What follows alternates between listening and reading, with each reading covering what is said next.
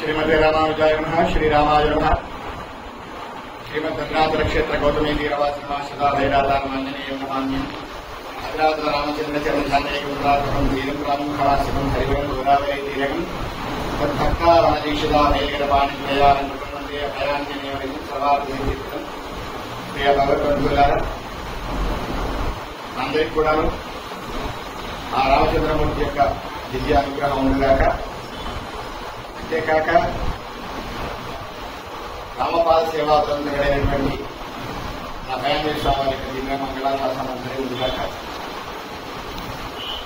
భాద్రపద మాసం విశేషమైనటువంటి అరవై మాసం అనుకున్నాము. మూడపక్షంలోకి వచ్చాం. పితృపక్షాలు ఆత్మమైన 7వ రోజుది. మనకు ధార్మిక జీవనంలో అత్యంత ముఖ్యమైనటువంటిది పితృదేవత ఆరాధన.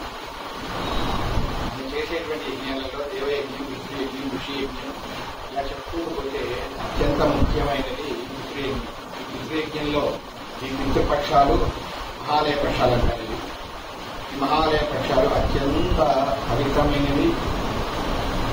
పితృదేవత ఆరాధన దక్షిణాయనంలో సూర్య భగవానుడు దక్షిణ మార్గంలో ఉన్నప్పుడు దేవతలకు రాత్రి, దానికి పితృదేవతారాధన విశేషమైనటువంటి శాస్త్రం ఉంది.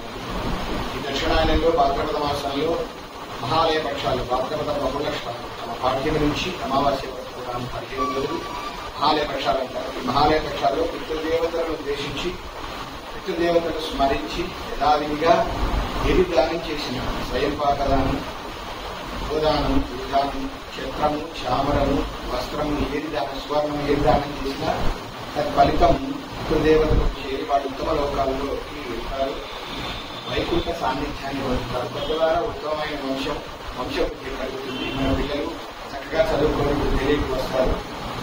చక్కటి జీవన సౌలభ్యం ఉంటుంది కనుక పితృదేవతారాధన ముఖ్యం.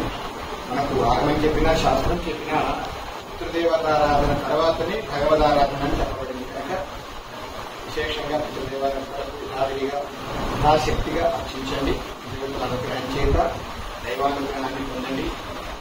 మనందరికీ, మన పిల్లలందరికీ, మన చుట్టూ ఉన్న వాళ్ళందరికీ, సమాజం అందరికీ కూడా భద్రాచలంలో ఏం చేసుకున్నటువంటి శ్రీ అభయాంజనేయ స్వామి దివ్య మంగళాశాసనాలు ఉండాలి. తద్వారా మనందరం కూడా ఉన్నతోన్నతిని పొందాలని ఆంజనేయ స్వామిని కోరుకుంటూ అందరికీ కూడా